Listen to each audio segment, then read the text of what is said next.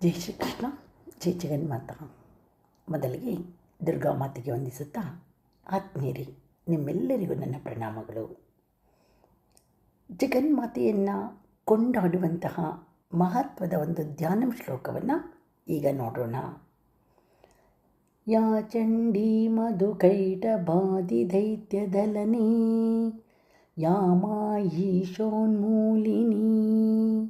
ಯಾ ಧೂಮ್ರೇಕ್ಷಣ ಚಂಡಮುಂಡಮಥನೇ ಯಾ ರಕ್ತಬೀಜಾಶನೇ ಶಕ್ತಿಶುಂಭನಿಶುಂಭದೈತ್ಯದಲನೇ ಯಾ ಸಿದ್ಧಿದಾತ್ರೀ ಪರಾ ಸಾ ದೇವಿ ನವಕೋಟಿಮೂರ್ತಿಸಹಿತಾ ಮಾಂ ಪಾತು ವಿಶ್ವೇಶ್ವರಿ.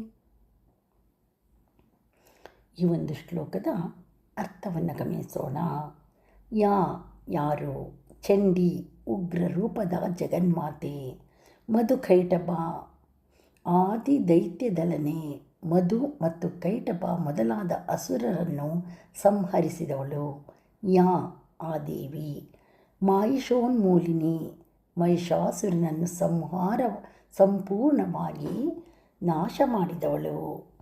ಯಾ ಆ ದೇವಿ, ಧೂಮ್ರೇಕ್ಷಣ ಧೂಮ್ರಲೋಚನೆ ಎಂಬ ಅಸುರನನ್ನು, ಚಂಡಮುಂಡಮತನೆ ಚಂಡ ಮತ್ತು ಮುಂಡರನ್ನು ಸಂಹರಿಸಿದವಳು.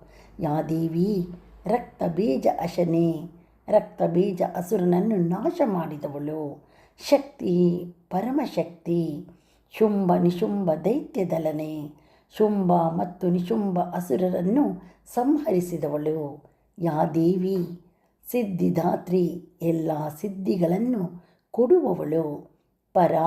ಪರಮಶಕ್ತಿ, ಸಾದೇವಿ ಆ ದೇವಿ, ನವಕೋಟಿ ಮೂರ್ತಿ ಸಹಿತ ಅನೇಕ ಕೋಟಿ ರೂಪಗಳೊಂದಿಗೆ ಇರುವವಳು. ಮಾಂ ಪಾತು ನನ್ನನ್ನು ರಕ್ಷಿಸಲಿ. ವಿಶ್ವೇಶ್ವರಿ, ವಿಶ್ವದ ಅಧಿಪತಿ ದೇವಿ. ದುರ್ಗಾ ಸಪ್ತಶತಿಯಲ್ಲಿ ಜಗನ್ಮಾತೆಯನ್ನು, ಅವಳ ಅಪಾರವಾದ ಶಕ್ತಿಯನ್ನು ಮತ್ತು ಕರುಣೆಯನ್ನು ವರ್ಣಿಸುವ ಅದ್ಭುತ ಶ್ಲೋಕ ಇದಾಗಿದೆ. ಈ ಜಗತ್ತಿನಲ್ಲಿ ಧರ್ಮಕ್ಕೆ ಅಡ್ಡಿಯಾಗುವ ಯಾವುದೇ ದುಷ್ಟಶಕ್ತಿಗಳು ಹೆಚ್ಚಾದಾಗ ದೇವಿ ಅನೇಕ ರೂಪಗಳನ್ನು ತಾಳಿ ಲೋಕವನ್ನು ರಕ್ಷಿಸ್ತಾಳೆ. ಮಧು ಮತ್ತು ಕೈಟಭ ಎಂಬ ಭಯಂಕರ ಅಸುರರನ್ನು ಬ್ರಹ್ಮನನ್ನು ಕಾಡಿದಾಗ ಜಗನ್ಮಾತೆಯ ಶಕ್ತಿಯಿಂದಲೇ ಅವರ ಸಂಹಾರ ನಡೆಯುತ್ತೆ. ಅದೇ ರೀತಿ ಮಹಿಷಾಸುರ ಎಂಬ ಅಹಂಕಾರದ ರೂಪವಾದ ಅಸುರ